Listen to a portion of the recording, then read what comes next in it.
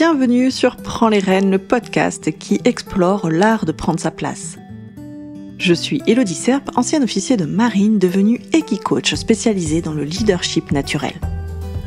Alliant expérience terrain et enseignement du cheval, j'accompagne aujourd'hui les professionnels et les particuliers à se sentir naturellement à leur place en développant des relations de qualité avec eux-mêmes et avec les autres. Alors si vous êtes à la recherche de pistes de réflexion, de retours d'expérience et d'outils concrets concernant l'affirmation de soi, la communication interpersonnelle ou encore l'esprit d'équipe, vous êtes au bon endroit. Nous explorerons ensemble des sujets inspirants pour développer une posture alignée et appréhender plus sereinement les challenges des relations humaines. Installez-vous confortablement et c'est parti pour l'épisode du jour. Bonjour à tous, je suis vraiment très heureuse de vous retrouver pour ce 26e épisode, parce que c'est un épisode spécial, c'est l'épisode anniversaire de ce podcast. Et oui, joyeux anniversaire au podcast Prends les rênes, il a 1 an.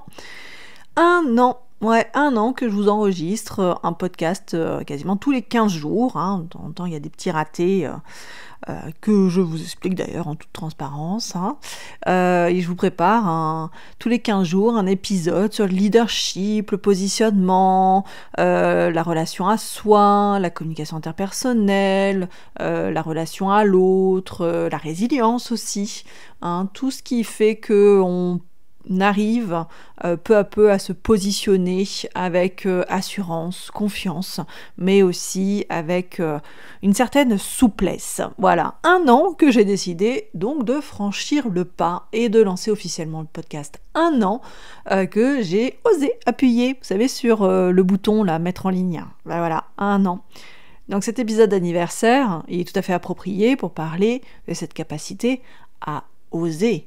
Vous savez, cette sensation de sauter dans le vide, cette sensation de faire un truc de dingue, mais aussi cette peur au ventre qui nous retient, ce doute qui ralentit notre avancée et parfois même nous détourne de ce qui nous anime, nous porte. Alors, dans cet épisode, j'avais envie de vous proposer qu'on aborde effectivement cette capacité d'oser, d'essayer de comprendre pourquoi elle est importante, de comprendre qu'est-ce qui fait que c'est compliqué, d'oser, de passer à l'action, de s'exprimer, enfin voilà, oser les choses. J'avais envie aussi de vous apporter des éléments de réflexion sur ce qu'est réellement cette capacité-là, par quelle étape on peut passer avant de vraiment faire les choses. Et puis vu que c'est une date assez importante, un épisode anniversaire, et voilà, j'avais envie de vous faire une petite surprise en fin d'épisode. Donc, je vous invite à rester jusqu'au bout. Alors, pourquoi parler d'oser ? Pourquoi est-ce aussi important d'oser ? Qu'est-ce que vous en dites, vous ?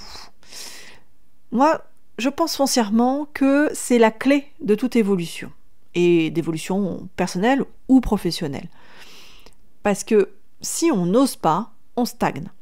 Alors, on pourrait le reprocher à la terre entière, mais concrètement, il n'y a que nous qui pouvons réellement faire et passer à l'action, et voilà.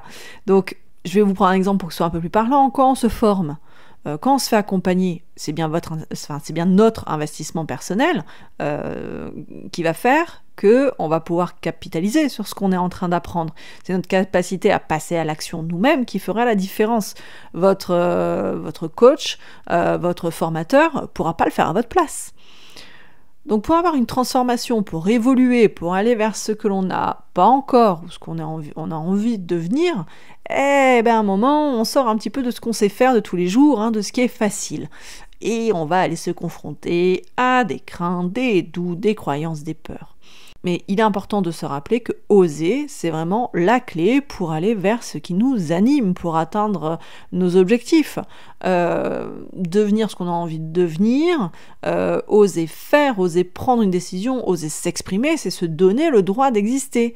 C'est ce qui nous permet d'avancer, de progresser, de grandir, et puis aussi d'être fiers de nous, ça nous nourrit. Ok, mais pourquoi c'est aussi compliqué ? Parce que justement, il y a ces craintes, ces peurs, ces doutes là qui vont se réveiller. Et elles viennent d'où ? Ces peurs, ces doutes, ils viennent d'où du coup ? Ils sont issus de nos schémas comportementaux, de nos conditionnements, de notre carte du monde, si vous préférez. C'est notre façon de voir, d'appréhender le monde. Et ça dépend de notre éducation, de notre propre histoire, de nos expériences de vie, etc. Et c'est ni bien, ni mal. C'est ainsi. Arrêtons de culpabiliser là-dessus, d'accord ? Alors, même si je dis que c'est ainsi, ça ne signifie pas que ce soit une fatalité. Il suffit, alors je vais mettre des gros guillemets parce que c'est pas forcément si simple que ça, j'en suis bien consciente, sinon je ne ferais pas ce métier-là. Il suffit, avec des guillemets, d'en prendre conscience. Il suffit, avec des guillemets encore une fois, de chercher à comprendre nos propres schémas, nos propres croyances. Mieux comprendre pour mieux agir, pour dépasser ces blocages avec respect. On reste dans le respect de soi, ok ? Alors, quels sont les principaux freins au passage à l'action, à oser faire ou dire quelque chose ? Alors, les principaux freins que je rencontre chez mes clients sont, par exemple, la peur du regard, du jugement de l'autre, la peur de l'échec, la sensation d'être illégitime, on peut aussi appeler ça le syndrome de l'imposteur, et ça je vous renvoie à l'épisode précédent qui traite justement comment se sentir légitime, comment être légitime. Je rencontre aussi la peur de l'inconnu, du changement, et aussi la peur de la perte de contrôle, de ne plus maîtriser. Alors c'est bien beau tout ça, mais du coup, comment on fait pour oser ? Alors, vous commencez certainement à bien me connaître, pour certains, mais je vais quand même en profiter ici pour le rappeler, pour les nouveaux qui arrivent. J'aime ce qui est structuré, logique et concret. C'est vraiment ma façon d'aborder les choses et aussi de travailler avec vous. Donc, bien sûr, j'ai cherché une structure logique, mais aussi progressive dans cette faculté d'oser. Eh bien, j'en ai trouvé une, et je suis vraiment en joie de vous la partager ici, et j'espère qu'elle vous inspirera, qu'elle vous aidera autant qu'elle m'aide moi au quotidien. Donc j'ai pu découper cette capacité à oser en 4 phases. Je vous les nomme maintenant, et puis on va les détailler un petit peu après. Donc 4 phases. Premier, oser rêver.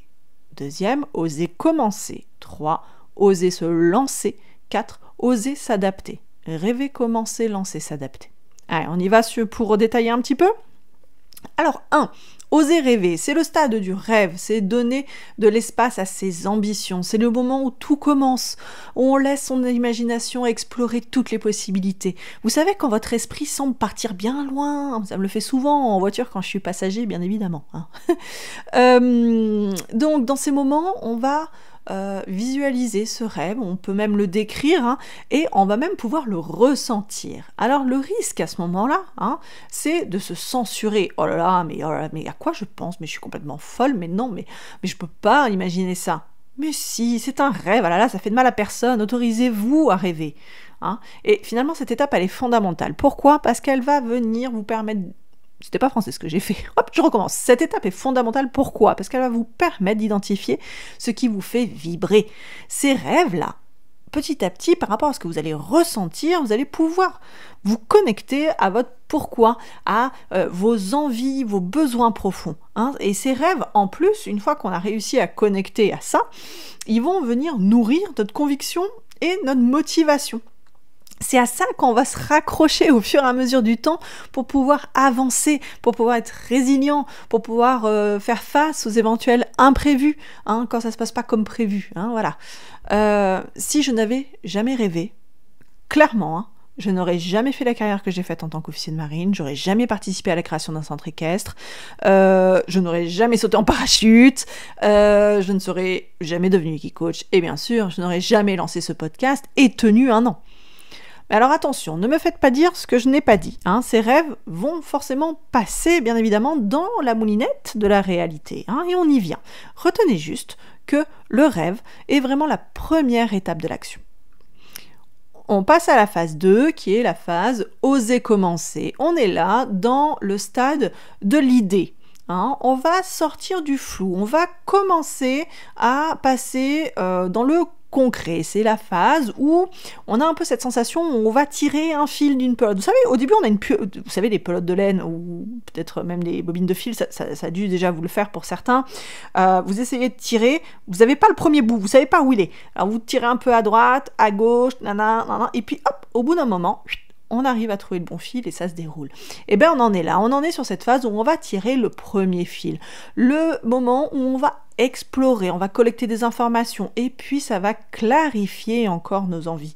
C'est un moment vraiment essentiel pour structurer le projet. Ça devient concret. Et puis on confronte aussi notre rêve à la réalité de notre monde, la réalité de notre situation.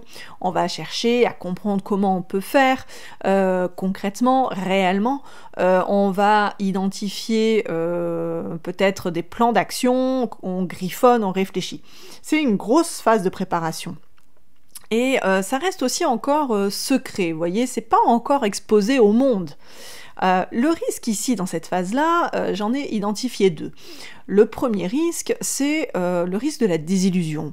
Parce que justement, on confronte notre rêve à la réalité. Et là, on peut se dire, mais mais j'y arriverai jamais, mais c'est trop gros pour moi, je suis pas à la hauteur, et puis j'ai peur de toute façon de me planter, de perdre mon temps, est-ce que ça vaut vraiment le coup, etc. Donc là, quand on est conscient de ce risque-là, ça vaut le coup de continuer à griffonner. Tant que vous n'avez pas bien tiré le fil, parce que des fois c'est juste en tirant le bout de fil, hop là, ça commence à faire peur. Oh là là là là, il y a tout ça. Mais continuez à chercher.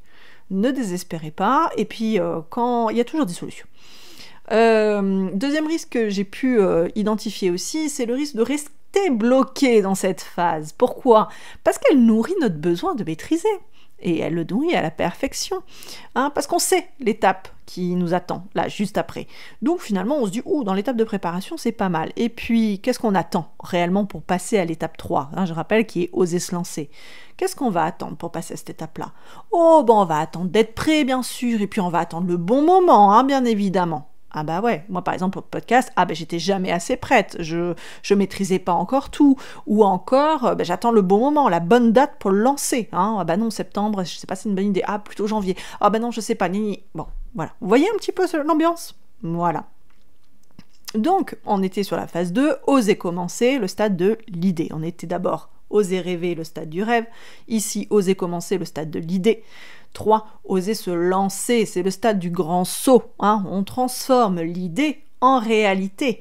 C'est le moment où ça va devenir réel, ça va s'ancrer dans la matière, le projet prend vie, si on a envie d'utiliser ces termes-là. C'est vraiment ça, c'est le projet, il a pris vie, ça y est, il avait sa propre existence. C'est aussi le moment où notre projet devient visible aux yeux du monde, où on s'expose. Le risque ici, on peut le deviner, c'est la peur du regard des autres, la peur du jugement, aussi la peur de ne pas être au rendez-vous, c'est-à-dire de ne pas avoir les épaules assez solides pour assumer ce qu'on est en train de réaliser, de ne pas pouvoir tenir dans le temps, on commence à avoir ces peurs-là. Alors comment j'ai pu surmonter ces peurs-là dans cette phase-là pour le podcast ? En fait, j'ai pris conscience de mes peurs. Et finalement, en prenant conscience de mes peurs, de comprendre le message de celle-ci, je me suis dit, ok, je sais de quoi j'ai besoin pour pouvoir me rassurer et donc passer à l'action. Et je suis allée chercher le coup de pied aux fesses dont j'avais besoin. J'ai trouvé une journée de formation de podcast, je m'y suis inscrite, c'était Julien du compte Juno sur Insta qui l'a proposé, coucou Julien, je me demande s'il l'a pas en version replay maintenant, à vérifier, en version en ligne, là c'était vraiment toute la journée tous ensemble, c'était en groupe, et ce qui m'avait plu c'était que l'objectif à la fin de la journée c'était que le premier épisode de notre podcast était en ligne. Et je dis de notre podcast, c'est-à-dire qu'on travaillait en groupe. Chacun avait son podcast, il n'y avait pas de souci, mais j'étais forcément confrontée au regard des autres. Mais pour me rassurer, je connaissais le cadre dans lequel on travaillait avec Julien, dans l'ouverture, le respect, et ça m'a rassurée, ça a rassuré mes peurs, et donc j'ai pu y aller. Je dis pas que c'était facile, mais j'ai pu me mettre dans une ambiance et dans un cadre qui m'a permis d'avancer avec de la sérénité et de l'assurance. D'accord ? Et puis, ce qui m'a aussi beaucoup aidé dans cette phase-là, ça a été de relativiser. Et ça, si j'ai un maître mot, n'oubliez pas de relativiser. Prenez du recul. Et encore un grand merci à Julien pour cette journée extraordinaire et pour cette punchline qui a eu un effet sur moi, mais extraordinaire. Il nous a dit, mais attendez, vous n'êtes pas Beyoncé, quoi. Oui, c'est vrai en fait. Et alors ça a fait un déclic sur moi, j'ai fait « Allez, c'est bon, on y va ». Donc, résultat de tout ça, de la joie et de la fierté que l'aventure commence pour de bon. Ça y est, ça prend vie réellement. Donc finalement de cette phase-là, oser se lancer, j'ai bien envie que vous reteniez que chaque action imparfaite vaut mieux qu'une action parfaite jamais concrétisée. Voilà. Vous ne pourrez jamais être fier et être en joie d'une action parfaite que vous ne faites pas. D'accord ? Mais par contre, une action imparfaite que vous menez à bien, là, vous allez pouvoir vous nourrir de ça. Et en plus, vous aurez créé ce que vous avez envie de créer, vous aurez atteint ou fait ce que vous vouliez, dire ce que vous voulez. Mais vous l'aurez fait de façon, on va dire, j'allais dire intelligente, c'est pas vraiment le mot, mais vous l'aurez fait de façon structurée, adaptée à votre situation.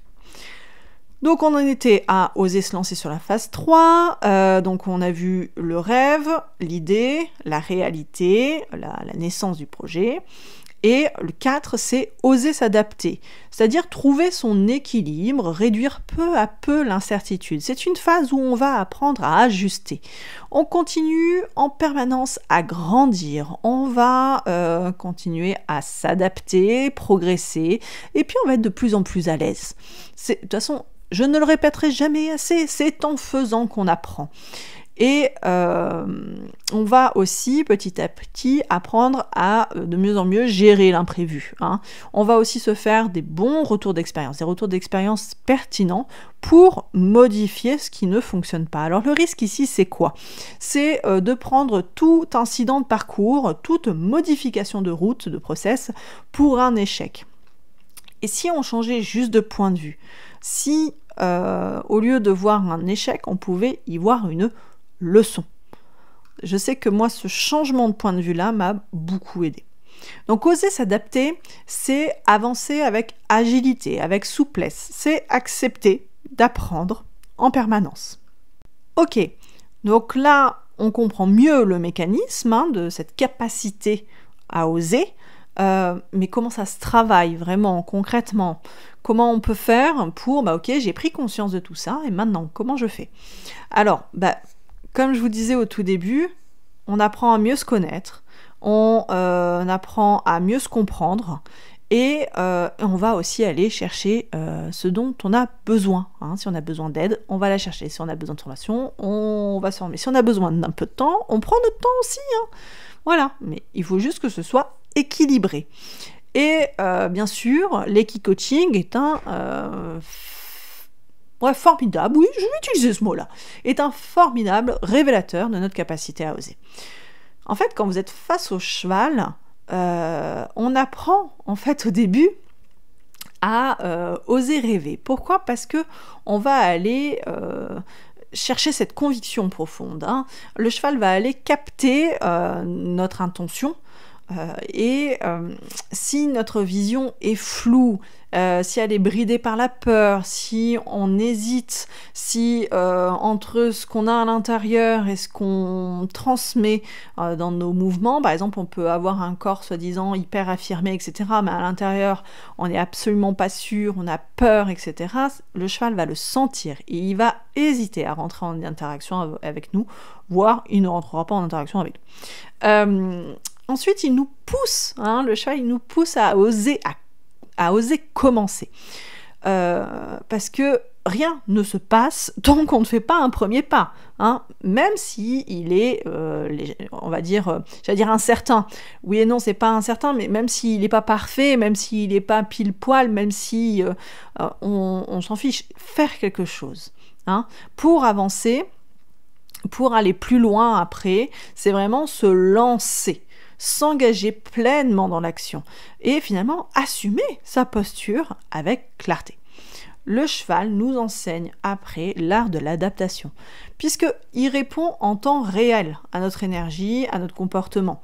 Donc, il nous invite, par son retour à lui, il nous invite à nous ajuster, il nous apprend à observer, il nous apprend à nous adapter et idéalement sans nous crisper. Par la pratique, au fur et à mesure, on arrive à être de plus en plus serein, fluide. C'est super intéressant et c'est une expérience hyper apprenante à vivre en fait. Et finalement, l'Equi-Coaching permet de dépasser nos résistances. Et puis, j'aime bien dire quand on arrive à aller toucher là, cette capacité à oser, cette audace, ça devient des mouvements fluides, alignés. Et en fait, ce que j'aime bien faire, c'est déjà prendre quelques photos, mais aussi vous filmer. Et il y a des moments de grâce où on a l'impression où ça danse, quoi. C'est magnifique. Voilà. Donc, des mouvements fluides et alignés, je ne peux pas dire mieux. Et imaginez, on peut coupler ça avec un accompagnement complet, avec un diagnostic poussé de votre positionnement. Voilà, là où on a vraiment toutes les clés pour pouvoir avancer et donc oser. Voilà tout ce que j'avais envie de vous partager pour cet épisode anniversaire. J'espère que ces 4 phases vous parlent et vous aident à identifier le mécanisme et les engrenages qui se cachent en fait derrière cette action, parfois certes inconfortable, mais ô combien essentielle. J'espère que vous avez pu glaner des belles pistes à explorer. Et justement, si vous me partagiez le projet, cette envie-là que vous n'avez pas encore réalisée, qu'est-ce qui vous retient ? Par mail, via les réseaux sociaux, que ce soit LinkedIn ou Insta, ou encore en commentaire. Je serai ravie d'échanger avec vous. Je pourrais même aussi vous donner des pistes personnalisées à explorer. Et comme parfois on a besoin d'être aidé et accompagné pour retrouver davantage d'assurance, de sérénité et enfin oser passer à l'action. Et comme oser, c'est aussi savoir saisir les opportunités. Et comme c'est les 1 an du podcast, j'ai envie de vous donner un petit coup de pouce supplémentaire. J'ai envie de vous offrir 10% sur ma prestation bilan de positionnement. C'est vraiment l'offre idéale pour justement bien se connaître, clarifier son positionnement. Et cette offre-là, je vais la laisser jusqu'au 24 février. Voilà, c'est vraiment le moment parfait pour franchir le cap.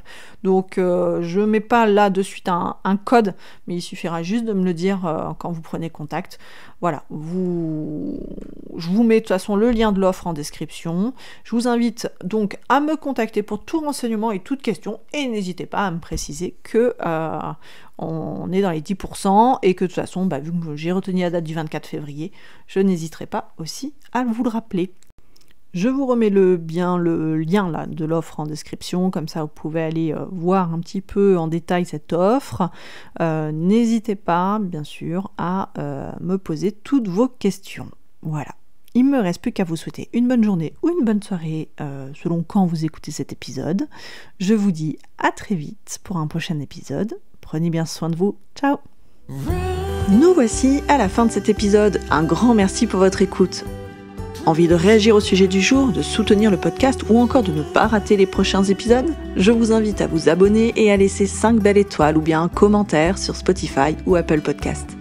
De mon côté, il me reste à vous souhaiter une bonne journée ou une bonne soirée. À bientôt pour un prochain épisode.